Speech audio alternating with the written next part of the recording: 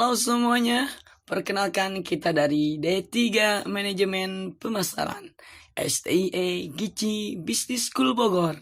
Di sini kita akan membahas mengenai pemasaran internasional dengan studi kasus Starbucks.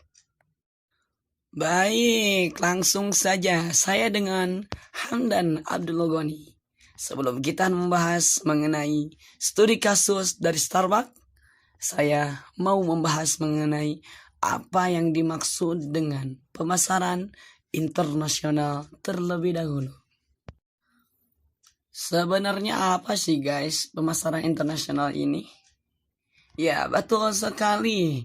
Pemasaran internasional adalah kegiatan pemasaran yang melewati batas-batas lebih dari satu negara.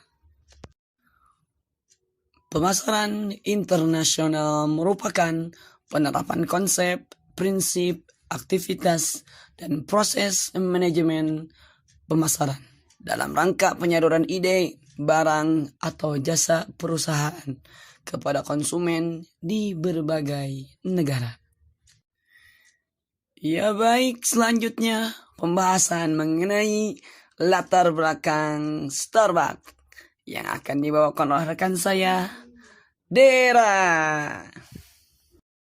Halo gengs, panggil aja gue Dera. Di sini Dera akan menjelaskan sedikit mengenai latar belakang Starbucks. Let's go. Begini teman-teman, Starbucks Coffee merupakan sebuah merek yang berasal dari Amerika Serikat yang dikenal sebagai tempat bersantai dan tempat untuk bersosialisasi bagi masyarakat urban Amerika Serikat.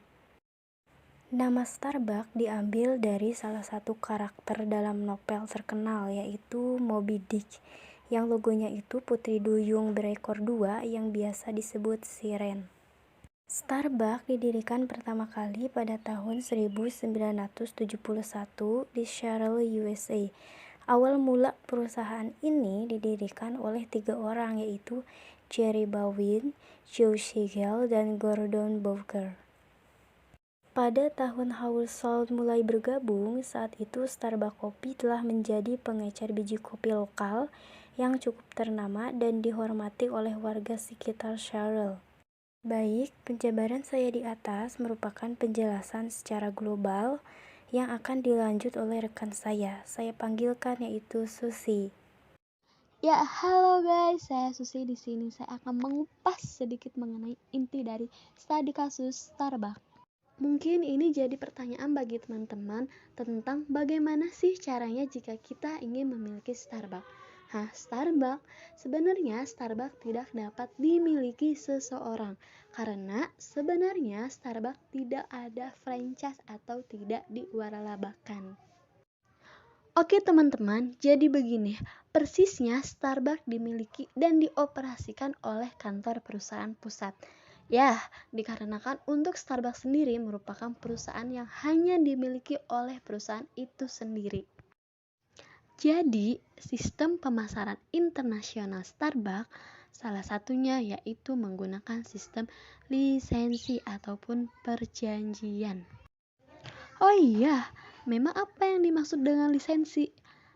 Lisensi merupakan praktek di mana sebuah perusahaan memiliki kepemilikan intangible ataupun lisensor yang memberikan hak pada perusahaan lain untuk menggunakan kepemilikan tersebut dalam jangka waktu tertentu.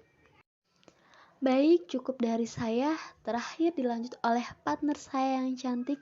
Silahkan kepada saudari Tia. Ding ding ding. Halo, saya Tiara Andini. Maksud saya Tia. Di sini saya ingin menyampaikan dari hasil pembahasan yang sudah teman-teman saya jelaskan. Kesimpulan yang bisa kita ambil dari pembahasan kali ini yaitu pemasaran internasional merupakan suatu kegiatan perusahaan yang memasarkan produknya melewati batas-batas wilayah.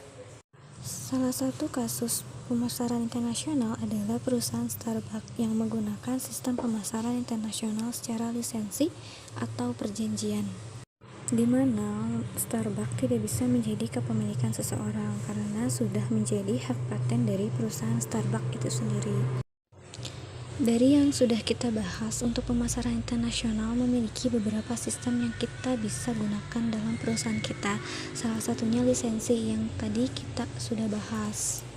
Mungkin itu saja yang bisa saya simpulkan dari pembahasan kali ini. Pada dasarnya pemasaran internasional sangat penting untuk perusahaan.